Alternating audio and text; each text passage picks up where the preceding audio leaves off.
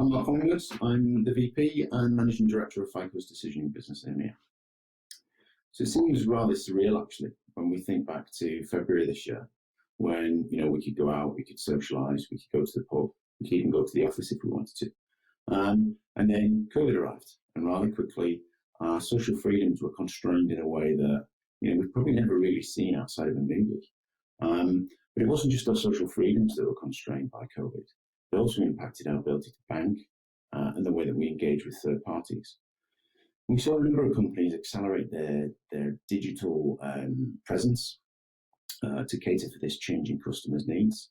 And actually what we're seeing already is that a large number of customers probably will never go back to banking or engaging with retailers and third parties in the way they used to before. But they were the more obvious signs of change that we saw from COVID. Less obvious, but equally important. COVID also impacted our ability to assess risk and affordability.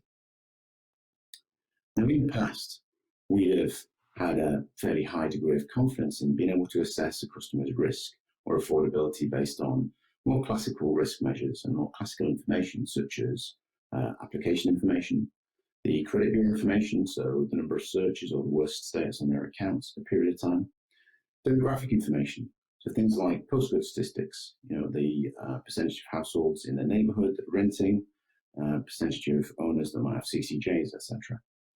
We can also look at things like residential stability through the electoral roll. So how long have you lived at the address? And then if you have any existing accounts, we could get a feel for how you manage those accounts and how high a risk you might be. But those assessment measures were, quite quickly proven by COVID to be relatively slow and out of date.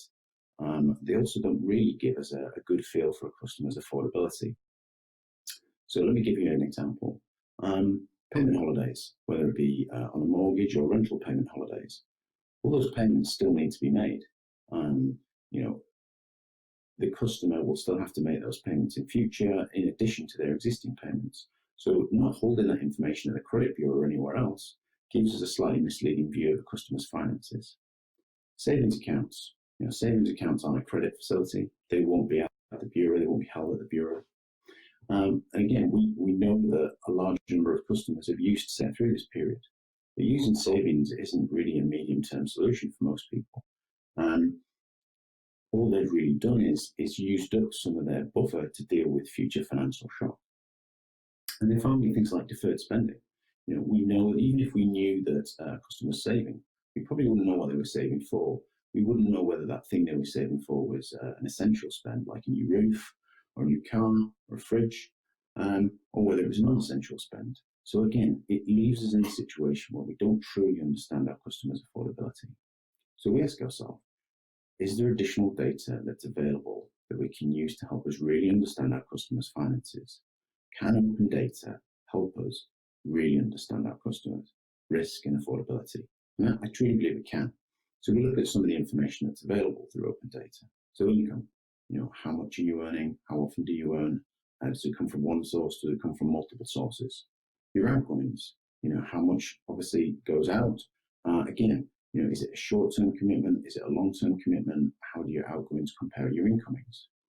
And things like savings habits. Do you save? Do we know what you save for? Is that thing that you're saving for an essential spend? And then budgeting. Are you budgeting? Are you using budgeting apps? Are you actually managing to stick to the budgets, or do you regularly exceed those budgets?